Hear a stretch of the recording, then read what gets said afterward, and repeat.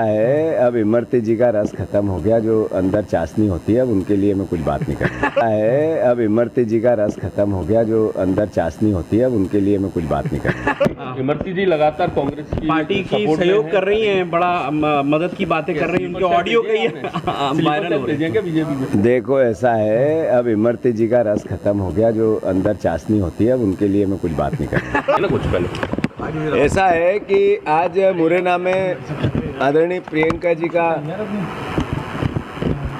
नीटू सिकरवार जी के पक्ष में सभा थी। उसमें उन्होंने वो बातें जो देश की नीड है, जो देश के भविष्य के लिए ज़रूरी है, देश की आवश्यकता, उनको उठाया। आज पूरे देश में एक नैरेटिव चल रहा है।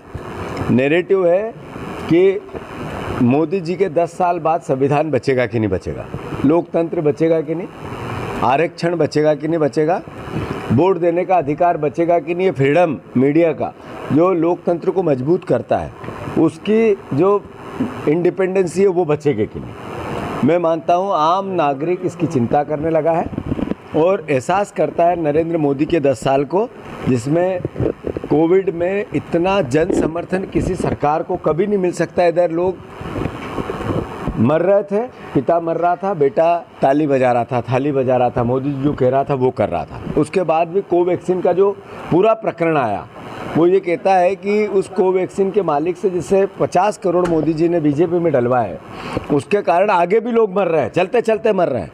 ये प्रियंका जी ने भी आज इस बात को, इस भावना को व्यक्त किया और ये अंतर मन में घर कर रही है। मतलब मोदी जी ने जो बोला, एक तरह से उनकी गारंटी चाइना का माल बन गई और अल्टीमेटली जनता को समझ में आने लगी है।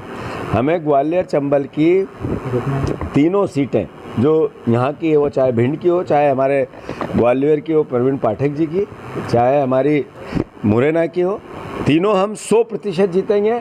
और जो गुना की सीट है उसमें भी लड़ाई ताकतवर है एकदम, जितनी हल्के में ले रहे थे हमारे महाराज, अब वो एहसास हो रहा है उनको कि कांग्रेस एक एक जाग गया है। सर जैसा अभी आप